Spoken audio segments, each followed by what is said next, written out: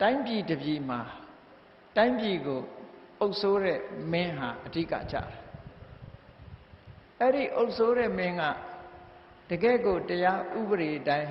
တရားနိလန်းကြကိုချင်းတရားမဖောက်ဖြစ်ဖ ೇನೆ တိုင်းပြည်ကိုအုပ်ချုပ်ဖို့လိုအပ်တယ်တိုင်းပြည်အုပ်ချုပ်တဲ့မင်းကကိုချင်းတရားပြက်ပြားပြီးတော့ဒီတရားနိလန်းမကြတော့ဘူးဖောက်ဖျက်ပြီးတော့နေတယ်ဆိုလို့ရှိရင်နောက်ဆက်တွဲဘာတွေဖြစ်လာတော့စဉ်းစားကြည့်တိုင်းပြည်အုပ်ချုပ်တဲ့ပုဂ္ဂိုလ်ကကြီးကဲကဆိုပါတော့အဲ့ဒီမှာကိုချင်းတရားပြက်ပြားလာပြီဆိုလို့ရှိရင်ဘာဖြစ်တော့မင်းမှုတန်းတွေကိုချင်းတရားပြက်ပါလာဒါခွင်းဆက်ပဲမင်းကကိုချင်းတရားပြက်ပြားရင်မင်းမှုတန်းကိုချင်းတရားပြက်ပြားတယ်မင်းမှုတန်းကိုချင်းတရားပြက်ပြားရင်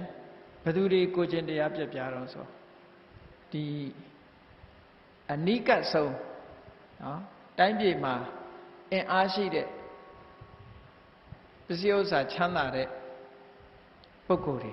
ကိုချင်းတရားပြက်ပြားလာအဲ့ဒီပုဂ္ဂိုလ်တွေကိုချင်းတရားပြက်ပြားပြီဆိုရင်တဏ္ဍာလုံးကိုချင်းတရားပြက်ပြားတယ်ခွင်းဆက်ပဲဒါရှောင်ရှားလို့မရအဲ့ဒါကိုမြတ်စွာဘုရားကဘယ်လိုဥပမာပေးထားတော့ဆိုလို့ရှိရင်နွားအုပ်ကြီးတအုပ်သွားတဲ့အခါမှာတဲ့ရှေ့ဆောင်နွားလားကဖြောင်းဖြောင်းသွားလို့ရှိရင်နောက်နွားတွေလည်းဖြောင်းဖြောင်းလိုက်တယ်ရှေ့နွားကကောက်ပြီးတော့သွားလို့ရှိရင်အကုန်လုံးဟာ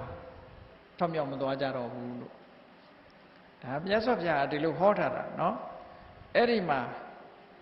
သဗ္ဗံရတ္ထံဒုက္ခံသေတိရာဇာစေဟောတိအဋ္ဌမိကောတဲ့